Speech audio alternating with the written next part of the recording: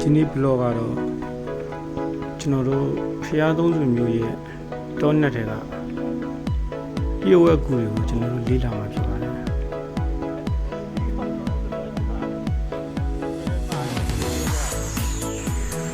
ဖျားသုံးစုမျိုးဆိုတာကျွန်တော်တို့တံပြူစရက်နဲ့ဖျားသုံးစုမျိုးကိုဖောက်လို့လာတဲ့တင်မင်းတမန်ရထားလမ်းဆိုတာအားလုံးကြားဘူးကြမှာ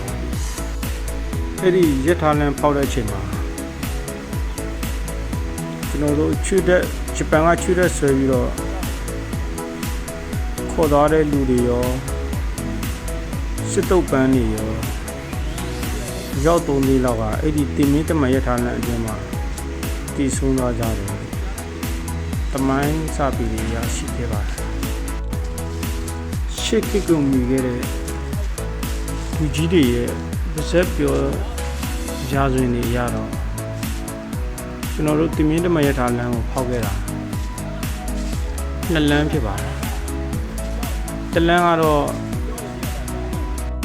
တံပြူစက်ကနေပြီးတော့ဖျားသုံးစုမျိုးဖျားသုံးစုမျိုးနေပြီးတော့ထိုင်းနေစက်ကြီးဖောက်ခဲ့တာဖြစ်ပါတယ်နောက်တစ်လမ်းကတော့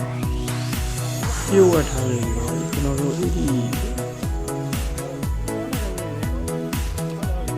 တောင်အောက်ကနေပြီးတော့ရထားလမ်းဖောက်လိုက်ရထားကအစီရောက်သွားနောက်ကလမ်းလေးပြန်ဖြတ်လိုက်နဲ့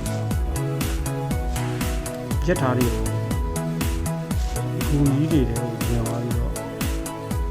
နောက်ဆုံးကျွန်တော်တို့ဒုတိယကဘာစစ်မှာဂျပန်နေစစ်ဆောင်တော့အဲ့ဒါတွေအားလုံးပိတ်ခဲ့တယ်တစ်စက်ရတာရတော့ကြားဖို့ပါတယ်အဲ့ဒါကိုကျွန်တော်တို့လေ့လာမှာဖြစ်ပါတယ်တချို့နေရာတွေဆိုရင်ဒီတောင်ကြီးဒီတောကြီးတစ်ခုလုံးကတော်တော်များများကလူတွေလောက်တာတဲ့ပုံစံမျိုးတော်တော်များများဖြစ်နေပါတယ်ကျွန်တော်ကအဲ့ဒီအရာတွေကိုစိတ်ဝင်စားတယ်ဆိုရင်ကျွန်တော်တို့ညီကိုကြီးတော့ပြန်ပြီးလေ့လာစူးစမ်းမှာဖြစ်ပါတယ်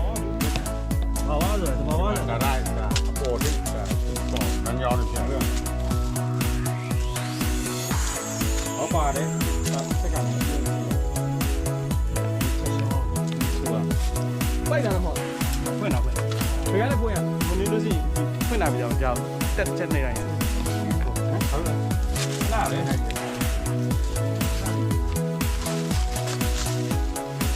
စာစင်းတော့ဟမ်ဒါကျွန်တော်တို့ဒီဟောကြောက်ရတယ်ပါပါဟောစုံလမ်းမှာ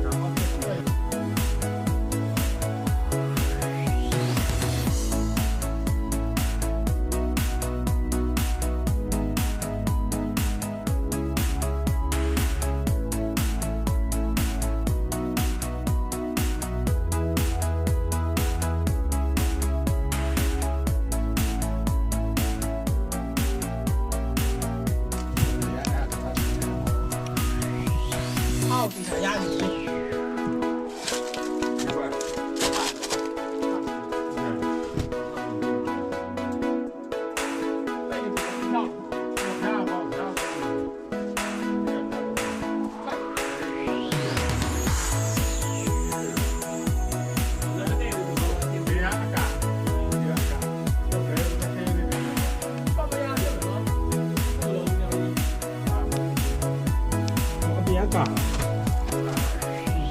ဒီရဘေးပါဘူး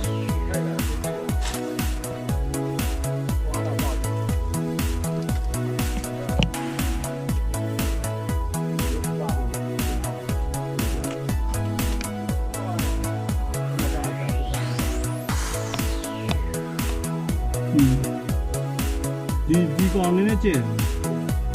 ဒီကောင်ဒီကားလေးပိတ်သွားတယ်ကြောက်ခဲပိတ်သွားဟိုအဲ့ဒါဝယ်ပြီးလို့ရှိရင်ဒါအကုန်ရှင်းလိုက်ရတယ်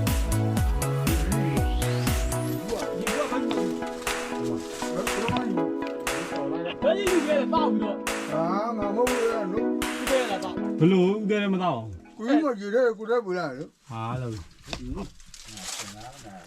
မေးလာပြီဟာကိုတဲ့ကကမရကိုတဲ့မှာဘာအိတ်ချင်တော့ယူရတယ်ကိုကြီးက